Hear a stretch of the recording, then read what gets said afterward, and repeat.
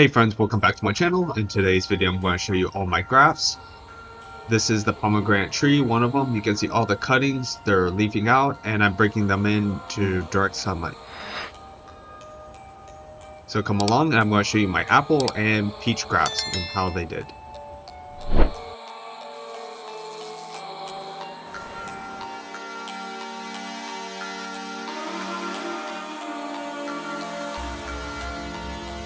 And here are my apple grafts. They all took, and we'll go through them.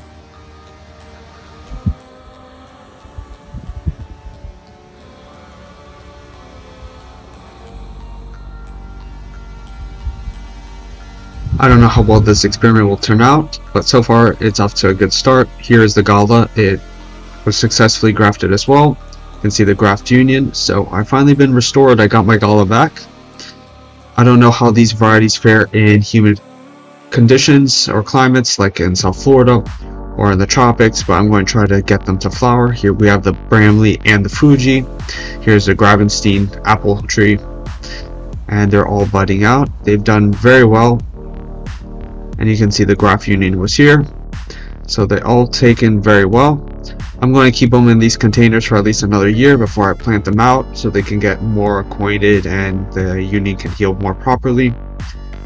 I don't know how well they'll deal with heavy rains or hurricanes. I know the Fuji and the King David have done exceptionally well, but hopefully the main key and the idea is to get them to bloom, which I have a theory on why they bloom. So here's the Granny Smith. You can see that it worked and it grafted, so I'm really happy about that. You can see all the different grafts. I've grafted all the different colors of the stems, from the mahogany to the burgundy type colored stems. I have the whole arrangement here of apples. So hopefully I can find which one does well in my climate and it can set fruit. So let's see how well this experiment goes in a no-chill environment. Let me know in the comments below your experience with growing apples in the climates of South Florida or in the subtropics or tropics area where you don't get any chill hours, that they're able to set fruit. I've been only able to get 2 apples, and that was from the Dorset, but now they seem to be struggling with some apple scab, but I think I can recover them and get them to set fruit for me again. Let me know in the comments below your experiences, and you can see the Fuji here, that was a year old, and I have the Royal Gala here as well. So it's a slow start, but it is a start nonetheless, and hopefully it'll be a fruitful one. I know the Royal Gala, I need to probably prune it back a bit so it can leaf out upward like that, but I'll get around to that when I can. Altogether, it does seem to be doing well. One has not leafed out yet, and it's actually only been partial graft. This is the King Solomon. I did do a full graft, I did a partial graft, so it's taking longer to leaf out. So this is why I always say have it flush on both sides. On this side it did not take, but on the other side it did take.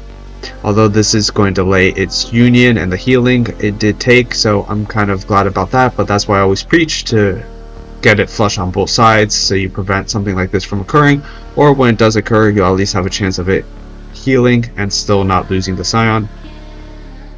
And then here I have my peach almond rootstock that I'm grafting here. It's a peach and almond nematode guard. I'm keeping these shoots out so I can have them root, and you can see here that the peach is beginning to leaf out. See the green leaf?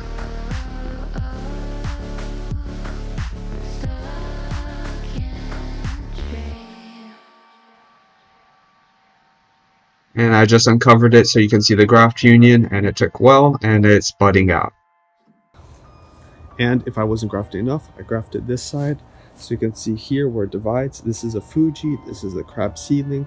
So for the most part, besides the bottom shoots, I grafted this one. It does have some fruiting spurs here forming.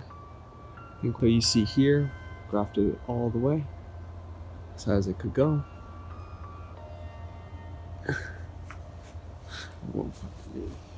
So I grafted it as high as it can go.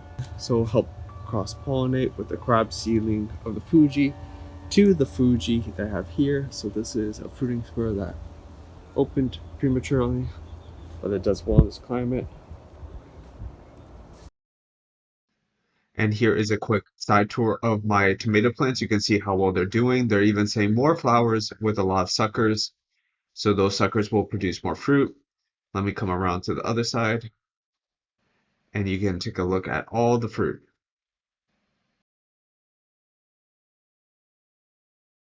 As you can see, I have a ton of tomatoes growing on all these vines. They're doing exceptionally well.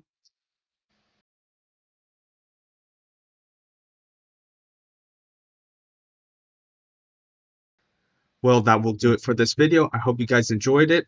Leave a like and subscribe. Leave in the comments below about what you think about my garden, my humble little garden, and I'll see you on the next video. Peace.